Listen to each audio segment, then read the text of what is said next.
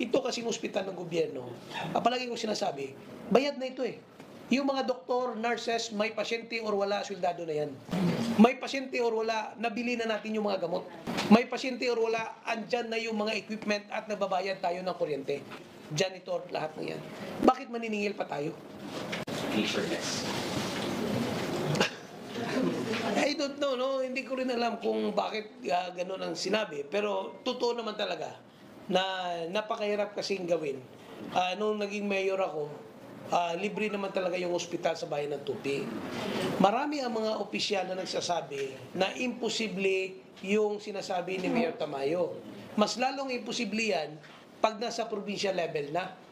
Kasi nga, malaki na yung scope. Pero na-challenge tayo, tumakbo tayo ng gobernador, nung umupo tayo, magsi 7 years na tayo, at ganoon pa man din. Libre talaga yung ospital sa South Cotabato. Kaya sinabi siguro na father of Cashier-less hospital si Governor Tamayo dahil alam nila na hindi mo na kailangan pumunta sa cashier para magbayad ng bill mo. Actually, pumunta ako doon sa bagong ospital natin. Kaganda, ang linis. Sabi ko, kailangan ma-centralize na ito. Tinatapos na lang yung second floor para masirado na, para ma-centralize na ma-aircon na pati yung sa lobby. Para na sa private hospital ka eh. Pagpasok ko, may nakita na ako doon, cashier. Sabi ko, bakit binigyan? Sir, sa contractor kasi yan. Sabi ko, tanggalin nyo, dahil wala naman talaga tayong cashier dito. Ito kasing ospital ng gobyerno, palagi ko sinasabi, bayad na ito eh. Yung mga doktor, nurses, may pasyente or wala, swildado na yan. May pasyente or wala, nabili na natin yung mga gamot. May pasyente or wala, andyan na yung mga equipment at nababayad tayo ng kuryente. Tubig, janitor, lahat na yan. Bakit maniningil pa tayo? Di ba? So, ganun lang kasimple, yung konsepto. Pero pinag-aralan ko ito, mayor pa ako. Kaya't alam ko na kung magiging gobernador ako, alam ko kaya-kayang gawin. Napakahirap ang isipin, pero kayang gawin dahil alam ko kung saan yung isasakripisyo na area ng governance meron tayo. Ito yung isasakripisyo ko dahil ito naman ay hindi naman talaga kailangan pa talaga ng mga tao. Kailangan ko talaga ito muna. So, ganoon din sa education. Alam mo, pinag-aaralan ko ngayon yung sa education. Dahil sa totoo lang, hindi naman talaga kaya ng gobyerno natin kung walang partnership with the private sector. Yung private sector kasi, nag-aambag-ambag para matiyak na ma-implementa yung programang ito.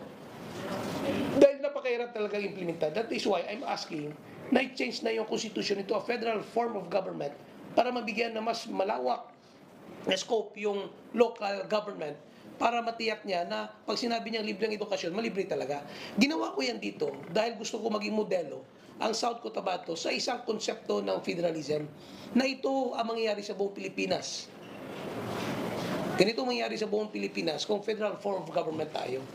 So, mangyari lamang yan kung kailangan kong i-involve yung private sector, kaya ini-involve ko sila eh.